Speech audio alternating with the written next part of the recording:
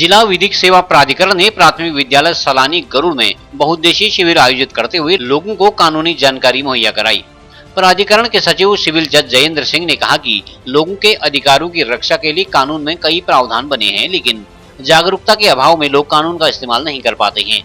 शिविर के दौरान तहसीलदार तितिक्षा जोशी, थानाध्यक्ष कैलाश बिष्ट, डॉक्टर NS टोलिया सहित विभिन्न विभागों के अधिकारियों व प्रतिनिधियों ने सरकार द्वारा चलाई जा रही कल्याणकारी योजनाओं की जानकारी ग्रामीणों को प्रदान की।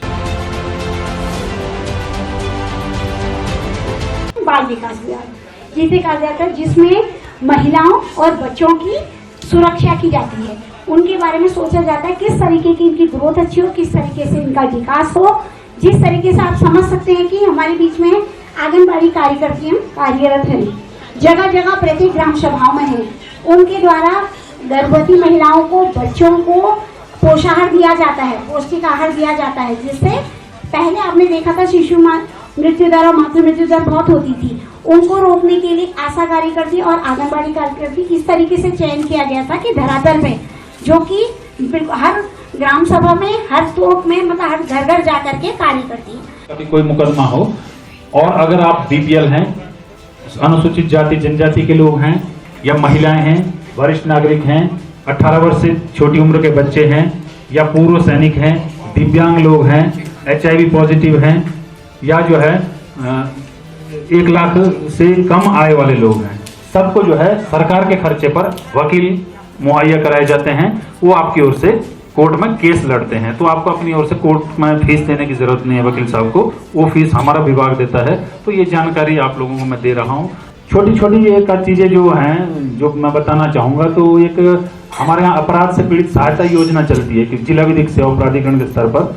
जिला विधिक सेवा प्राधिकरण में जो है, पहले क्या होता था कि अपराध हुआ, मुकदमा दर्ज हुआ, अपराध 10 साल जो है मुकदमा चलाओ, लेकिन जो पीड़ित परिवार है उसे कुछ नहीं मिल पाता था। माना 10 साल बाद जो है सजा हो भी गई तो उस पीड़ित पक्ष को कुछ नहीं मिलता था। ये चीज़ों को सोच करके जो है भारत के जो कानून है उसमें व्यवस्था की गई और भारत के जो हमारी सुप्रीम कोर्ट है, माननीय सुप्रीम कोर्ट, उन्होंने जो है अपने जजमेंट में डायरेक्शन दिया पूरे देश की सरकारों को।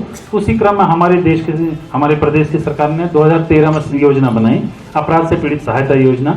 उसमें जो है जो भी पीड़ित पक्ष है, जैसे माना हत्या हो गई तो FIR कराते ही आप जो है जिला विधिक सेवा प्राधिकरण में एक एप्लीकेशन लगा दिए, मुआवजा के लिए लगा दीजिए।